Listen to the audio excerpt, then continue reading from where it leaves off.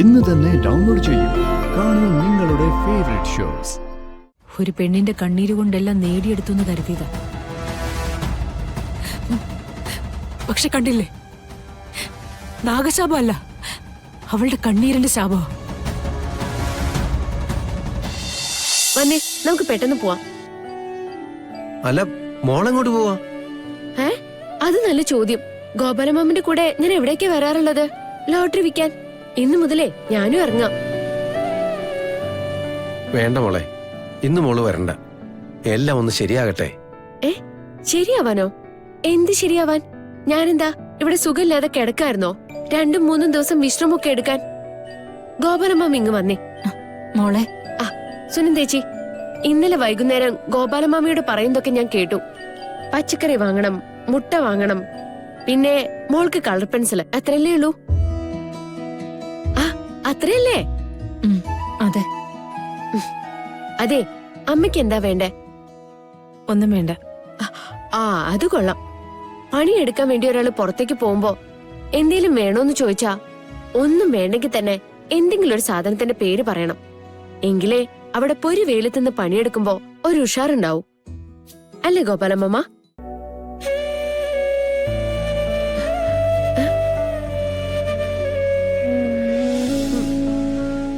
ഇതെന്താ എല്ലാവരും എന്നെ ഇങ്ങനെ നോക്കി നിൽക്കുന്നേ?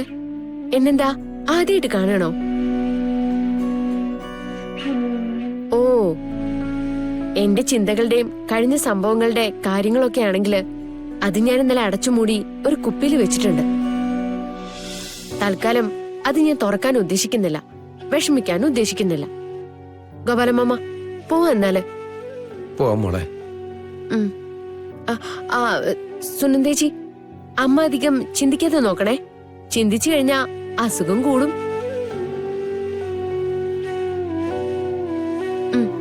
പോട്ടെ. എന്താ തങ്കേച്ചി ഇത്? ഒക്കെ അവള് കരുതിക്കുട്ടി ചെയ്യുന്നത്.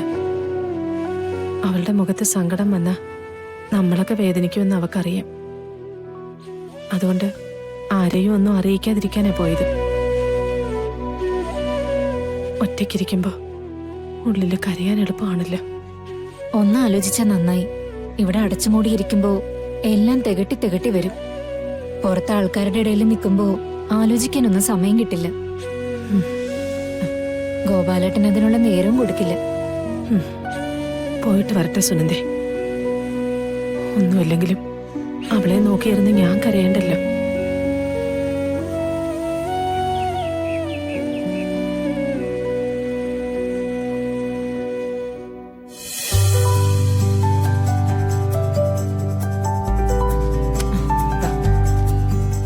മാം, ഇന്ന് ഓഫീസിലെത്തുമെന്ന് മാനേജർ ചോദിച്ചു.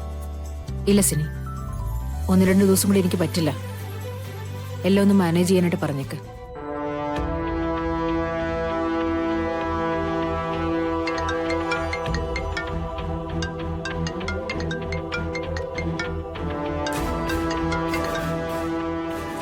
ഹലോ മോളെ. മമ്മി എന്താ എന്നൊന്ന് വിളിക്കാതിരുന്നേ? എത്ര നേരം ഞാൻ മമ്മിയുടെ അടുത്തുനിന്ന് ഇങ്ങോട്ട് പോന്നിട്ട്?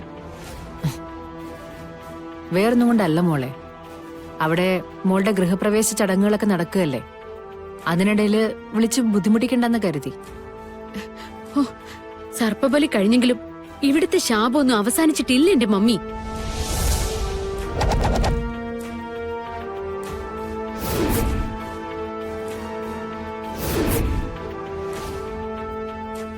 എന്താ മോളീ പറയുന്നേ?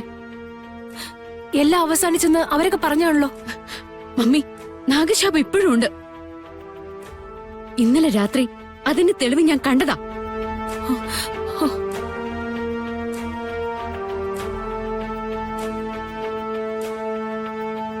ഞാൻ ഇന്നലെ ഉറങ്ങിയിട്ടില്ല മമ്മി. ഈ വീടിന്റെ ഓരോ മുക്കും മൂലയും എനിക്ക് പേടി തോന്നുക.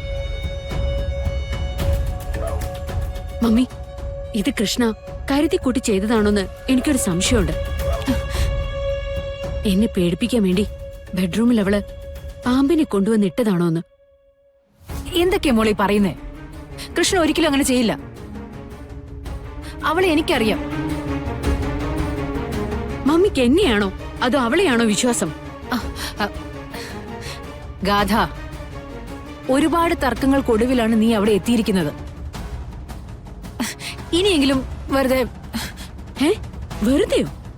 എന്റെ ജീവന്റെ അപകടത്തിന്റെ കാര്യമാണ് ഞാനീ പറയുന്നത്. മമ്മിക്ക് അതെങ്ങനെ ഇത്രയ്ക്ക് സില്ലിയായിട്ട് കാണാൻ പറ്റുന്നത്? ഞാനൊന്ന് സുമിത്രയെ വിളിച്ചു ചോദിക്കട്ടെ. ചിലപ്പോ മനസ്സിൽ പേടിയുള്ളതുകൊണ്ട് മോക്ക് വെറുതെ തോന്നിയതാണെങ്കിലോ? Can you stop this? എല്ലാവരും ഇതന്നെ എന്നോട് പറയുന്നേ. കളരിക്കലെ നാഗശാപം എന്താണെന്ന് മമ്മി നേരിട്ട് കണ്ടിട്ടുണ്ടല്ലോ. അന്ന് എന്താ അത് തോന്നലാണെന്ന് മമ്മി ചിന്തിക്കാതിരുന്നേ? മോളെ, ഞാൻ പറയുന്ന കേക്ക്. എന്ത് കാര്യത്തിനായാലും സമാധാനം ഉണ്ടാക്കുന്ന ഞാൻ പറഞ്ഞില്ലേ? എത്രയും പെട്ടെന്ന് സമാധാനം ഉണ്ടാക്കണം. അല്ലാതെ ഈ വീടിനകത്ത് എനിക്ക് കഴിയാൻ പറ്റില്ല. കാര്യമായിട്ടാ ഞാൻ പറയുന്നേ.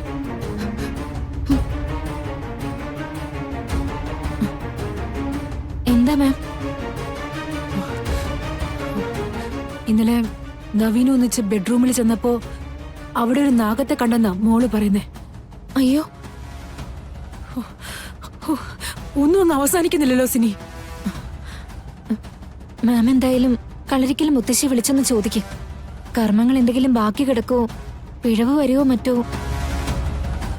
ചോദിക്കാം. ഒരു പെണ്ണിന്റെ കണ്ണീര് കൊണ്ടെല്ലാം നേടിയെടുത്തു എന്ന് കരുതിയതാ.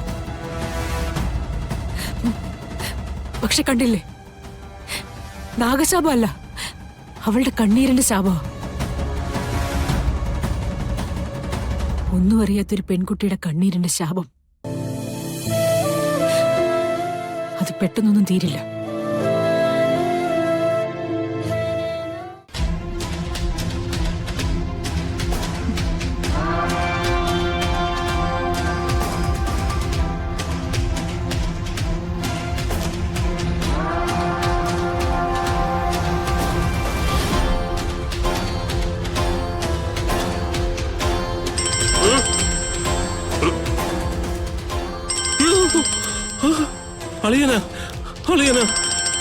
അയ്യോ, എന്താ പറയാച്ചാ? എടുക്കാതിരിക്കാനും പറ്റൂല. ഹലോ, ആ, നീ എവിടെയാ? ഞങ്ങള് ഹോസ്പിറ്റലാണല്ലേ. ഏത് ഹോസ്പിറ്റലാ? ഞാൻ അങ്ങോട്ട് വരാം. അളിയാ, അതെ, ഇത് കുറച്ച് ദൂരെയുള്ള ഹോസ്പിറ്റലാ. അളിയനെ കണ്ടുപിടിക്കാൻ ബുദ്ധിമുട്ടാവും. അതേതപ്പ അങ്ങനെ ഒരു ഹോസ്പിറ്റല്? എവിടെയാണെങ്കിൽ ഞാൻ കണ്ടുപിടിച്ചോളാം. അളിയ, ഞാനും കീർത്തി ഇവിടെ ഉണ്ടല്ലോ. തൽക്കാലം ഇവിടെ വേറെ ആരുടെ ആവശ്യമൊന്നുമില്ല. എന്താ അവൾക്ക്? ഫുഡ് പോയ്സൺ ആണെന്നാ ഇവിടുത്തെ ഡോക്ടർമാര് പറഞ്ഞത്. ഇപ്പൊ കുറവുണ്ട്, നല്ല കുറവുണ്ട്.